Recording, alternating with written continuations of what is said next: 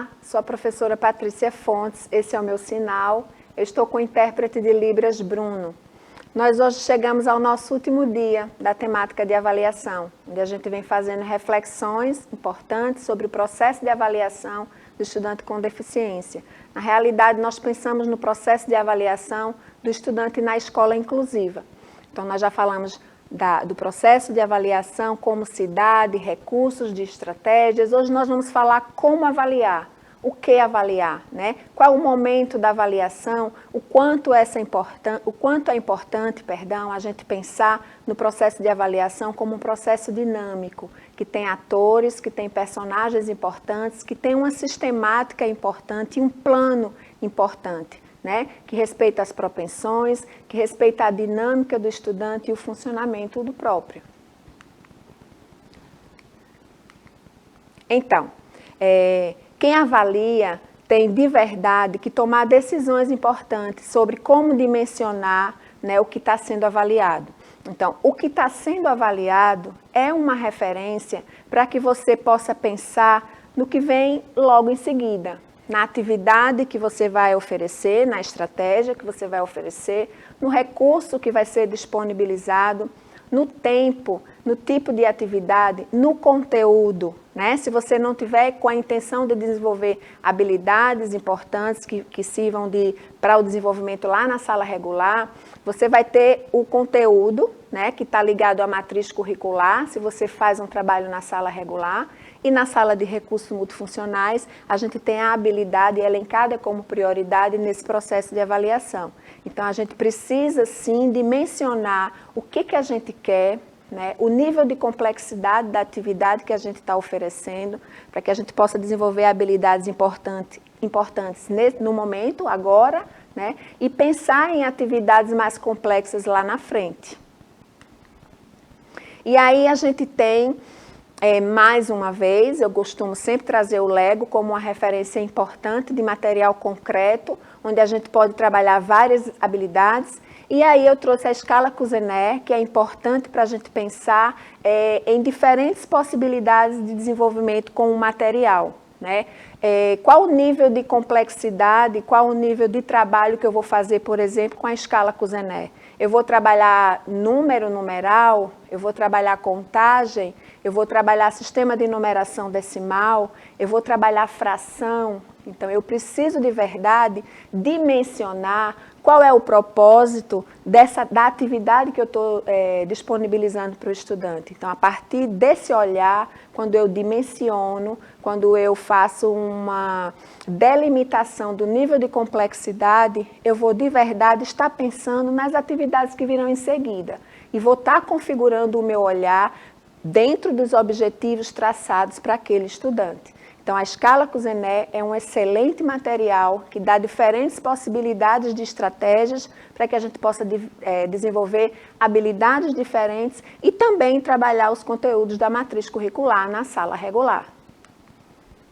Então, a avaliação deve ir além da verificação da aprendizagem, né? A avaliação, ela possibilita um olhar mais afinado da interação do estudante, das respostas emocionais que ele dá a um determinado tipo de recurso, da afinidade que ele tem com um tipo de material, por exemplo. Então, a avaliação, ela não é só um elemento, um aspecto importante para a verificação do que foi aprendido, né? Mas ela é um elemento importante para a verificação do que precisa ser desenvolvido.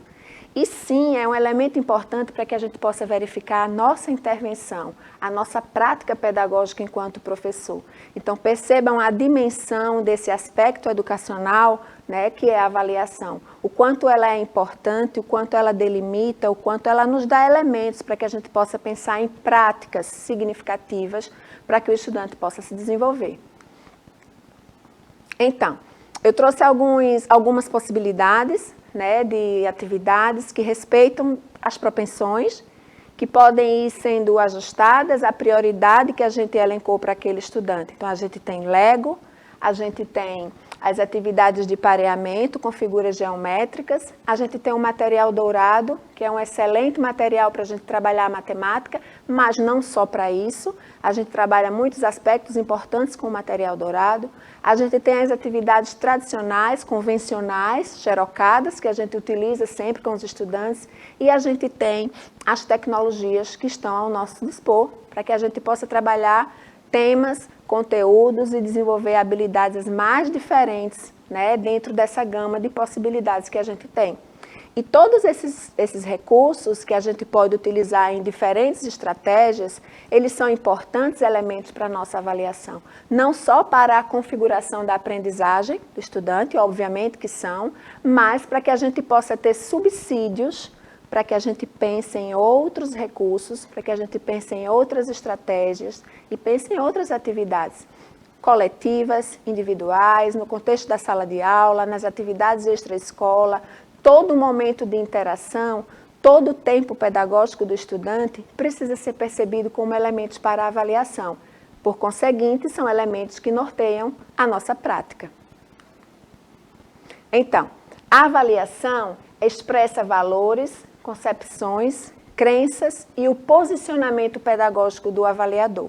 Veja, esse é um aspecto muito importante, porque a partir das nossas crenças, a partir do que a gente entende sobre avaliação, a gente vai direcionar o nosso trabalho. Então, a gente precisa ter muito cuidado quando a gente elenca uma estrutura de avaliação que não é uma estrutura importante, que não é uma linha de trabalho importante para aquela configuração daquele estudante. Falamos no nosso encontro anterior, como é importante a gente perceber o estudante, seu funcionamento, suas interações, suas propensões, como ele se sente fazendo algumas atividades e interagindo com alguns materiais, né? E aí a gente está dizendo que quando a gente percebe o estudante, a gente também precisa perceber o nosso trabalho. A gente precisa perceber se a nossa linha de trabalho, ela de verdade vai favorecer as necessidades e respeitar os direitos de aprendizagem que o estudante tem. Então, trouxe novamente possibilidades diferentes de interação, né, para a gente pensar, por exemplo, a minha linha de trabalho, as minhas escolhas pedagógicas, elas possibilitam expressão, né? A gente tem ali a imagem de uma criança com os fantoches, né? Eu acredito num trabalho que se configura a partir da interação com fantoches? Ou eu só acredito num trabalho que se configura com a partir das atividades xerocadas, né? Eu acredito num trabalho, no desenvolvimento que uma atividade coletiva possibilita? Ou eu só acredito que o estudante, de forma individual, sozinho, interagindo num ambiente muito característico, ele vai se desenvolver só dessa forma? Então, as minhas crenças, elas de verdade interferem no processo de desenvolvimento do estudante. Então, o melhor procedimento de avaliação é o procedimento de ensino. Então, percebam que a gente falou das nossas crenças, né? Como a gente percebe o nosso movimento pedagógico e o que esse movimento pedagógico vai possibilitar ao estudante, né? O meu movimento pedagógico vai possibilitar engajamento, desenvolvimento, expressão criativa, né? Então, a gente precisa pensar no nosso processo de trabalho. A gente precisa pensar no nosso processo de ensino, para que de verdade o estudante seja beneficiado no seu processo de aprendizagem. E aí a gente precisa considerar as estratégias. As estratégias que eu elenquei para aquele estudante especificamente são significativas? Os recursos que eu separei são significativos? Eu estou considerando a necessidade do estudante ou eu estou priorizando as minhas crenças, né? O cenário onde a atividade está sendo desenvolvida é um cenário facilitador ou é um cenário confortável para mim enquanto professor, né? Eu trabalho de forma igualitária com as questões individuais e eu possibilito as interações, eu faço um trabalho coletivo. Então, essas são questões que a gente precisa de verdade considerar quando a gente entende que a avaliação ela é processual, que a avaliação se dá no dia a dia. Em todas as atividades que são ofertadas, precisa haver um olhar avaliativo, para que a próxima atividade ela venha de forma transformadora, ela possa transformar, ela possa ser significativa.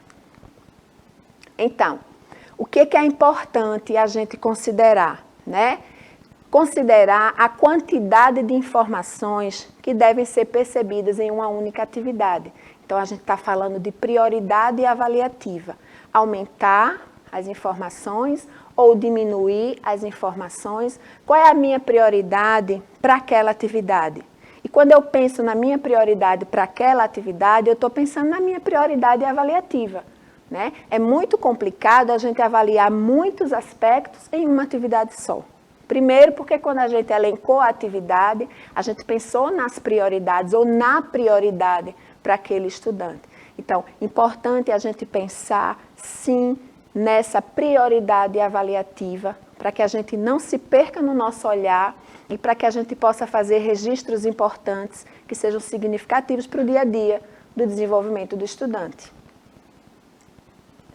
E aí a gente tem o Tangram, né, que possibilita percepção de cores, de tamanhos, de formas, de espessuras e muitas outras atividades podem ser atreladas a esse movimento todo pedagógico que a gente faz com um material concreto maravilhoso como é o Tangram. Então, abstração e material concreto, outro aspecto importante para a gente considerar, né? Em que medida eu preciso apresentar um material concreto? Né? Em que medida eu preciso ampliar o meu olhar para aquele elemento que foi evidenciado, né? A baleia desenhada, a baleia do brinquedo, a baleia do filme, a baleia do desenho. Então, eu estou saindo da abstração para o material concreto. E isso me dá elementos muito significativos no meu processo de avaliação, né? E aí, por conseguinte, as próximas atividades já vão ter um outro olhar, né? O professor já vai ter uma gama muito maior de elementos para poder selecionar as outras atividades que virão naturalmente. Outra coisa importante, gente, é o portfólio, né? A gente falou da importância do registro, né? O registro dimensiona práticas. O portfólio, ele é uma referência, né? O portfólio permite ao estudante perceber seu trabalho. Ele percebe a sua produção, ele sai no final do bimestre, ou no final do semestre, ou no final do ano, com a coletânea de suas produções. Ele percebe o seu percurso, os seus avanços, né? Mesmo que do jeito que ele consiga perceber, a partir das suas características, obviamente. A gente está dando elementos para a família entender o trabalho que está sendo feito.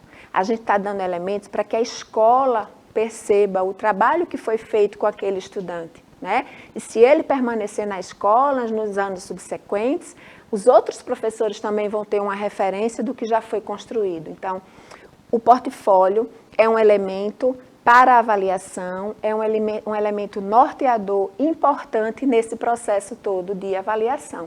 Então, a gente sabe que a gente precisa perceber o que foi feito, acompanhar e redimensionar as nossas práticas e o estudante também perceber o que ele conseguiu produzir, né? Se perceber no processo e o quanto foi importante realizar todos esses feitos, porque as atividades são feitos importantes para eles. Então, chegamos ao final da temática de avaliação, fizemos reflexões diferentes, obviamente que não conceituamos a avaliação, trouxemos aspectos muito subliminares para que a gente possa pensar na avaliação no processo diário, que a gente registre, que a gente se sensibilize, que a gente construa os portfólios e que a gente possa perceber a nossa prática, né, as nossas ações, se estão sendo importantes e significativas, se estão gerando transformação e engajamento. Espero que vocês tenham gostado. Obrigada por terem ficado até o final. Espero vocês no próximo encontro. Tchau, tchau.